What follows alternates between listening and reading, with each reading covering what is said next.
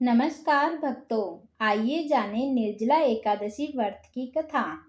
एक समय की बात है। एक जाट था। उसकी नई नई शादी हुई थी। शादी के बाद पहली बार वो अपनी पत्नी को लेने ससुराल जा रहा था। वो नए वस्त्र पहनकर ससुराल के लिए रवाना होता है। रास्ते में उसने देखा एक तालाब में एक गाय पानी पीने उतरती है। जेठ का महीना था। गाय अपनी प्यास तो बुझा लेती है, लेकिन गाय तालाब से बाहर नहीं आ पाती। जाट को वहां देख गाय बोली, अरे मुसाफिर, मुझे इस दलदल से बाहर निकाल दे। जाट बोला, अरे नहीं नहीं गाय माता, मेरे कपड़े गंदे हो जाएंगे। मैं पहली बार अपनी पत्नी को लेने ससुराल जा रहा हूँ। गाय बोली, मूर्ख, आज निर्जला एकादशी है, तुझे पुण्य फल मिलेगा। मैं तुझे वरदान दूंगी, तेरी 7 पीढ़ियां तर जाएगी। लेकिन जाट नहीं माना। नाराज होकर गाय बोली, अगर तू मुझे नहीं निकालेगा तो मैं तुझे श्राप दे दूंगी।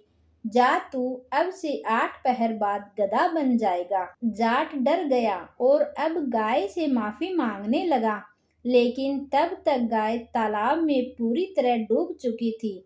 ये देख जाट उदास हो गया और उदास मन से ही ससुराल पहुंचा। जुआई को देखकर ससुराल में सब बहुत खुश हुए, लेकिन जाते ही उसने रट पकड़ ली, मेरी पत्नी को विदा कर दो, हमें जाना है, अभी जाना है। सभी ने मिन्नतें की, जुआई जी एक दिन तो रुक जाओ, लेकिन वो नहीं माना।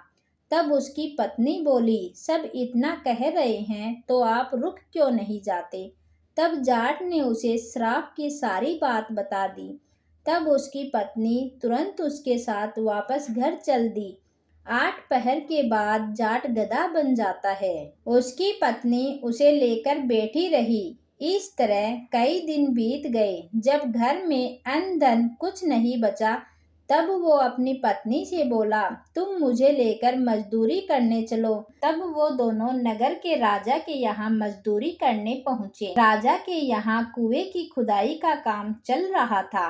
उसकी पत्नी अपने सर पर मिट्टी रखकर मिट्टी फेंकने जाती, तब सभी मजदूर उसे देखकर बोले, अरे बहन, तेरे पास गधा है, इस पर रखकर क्यों नहीं बोझ ढोती, क्यों बोझ उठाती हो। दूर से राजा भी ये सब देख रहा था। एक दिन राजा ने उससे पूछा, तुम्हारे पास गधा है तो तुम क्यों बोझ उठाती हो।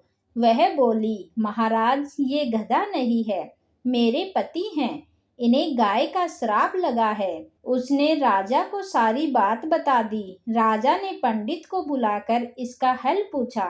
तब पंडित बोला, राजा जी, इसका एक ही हल है। जिस व्यक्ति ने अपने जीवन काल में 101 ग्यारस करी हो और वो उसका फल इस गधे को दे दे तो ये मानव बन सकता है। राजा ने पूरी नगरी में ऐलान करा दिया कि जिसने भी 101 ग्यारस करी है वो उसका फल इसे दे देता है तो राजा उसे आधा राज्य दे देंगे। लेकिन पूरी नगरी में कोई भी ऐसा नहीं था जिसने 101 ग्यारस करी हो।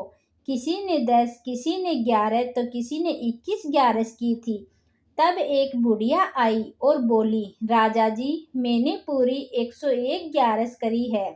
तब राजा बोला, तुम अपनी ग्यारस का फल इस गधे को दे दो तो मैं तुम्हें मुँह मांगा वरदान दूंगा। बुढ़िया बोली, महाराज, मैं अन्न धन लेकर क्या करूंगी, मैं तो आज हूँ कल नहीं, मैं इसे 100 ग्यारस दे दूंगी, लेकिन एक निर्जला एकादशी को मैं अपने पास रखूंगी। इस एक निर्जला एकादशी के फल से मुझे मोक्ष की प्राप्ति होगी और मुझे श्री हरि विष्णु की प्राप्ति होगी, जिससे मुझे वैकुंठ धाम मिलेगा। ऐसा कहकर उस बुढ़िया ने अपनी 100 ग्यारस का फल उस गधे को दे दिया और वह फिर से इंसान बन गया। लेकिन इस एक निर्जला ग्यारस की वजह से उसका सारा शरीर इंसान का बन गया, लेकिन एक गधे की पूंछ उसके शरीर से नहीं हटी। इसलिए निर्जला एकादशी का व्रत सभी व्रतों में सर्वश्रेष्ठ है और इस व्रत को करने से वैकुंठ धाम की प्राप्ति होती है।